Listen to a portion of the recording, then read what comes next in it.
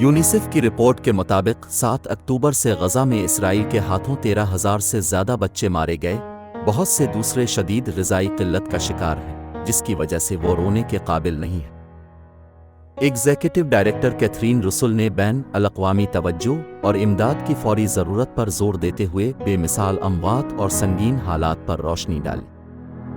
رسل نے غزہ کو امداد پہنچانے میں بیوروکریٹک رکاوٹوں پر روشنی ڈالی، جبکہ قحط سالی کے دوران اسرائیل کے تنازع کے دوران 20 لاکھ سے زیادہ فلسطینی متاثر ہوئے۔ UNRWA نے طویل اسرائیلی بمباری کی وجہ سے بچوں میں شدید غذائی قلت اور آنے والے قحط سے خبردار کیا ہے۔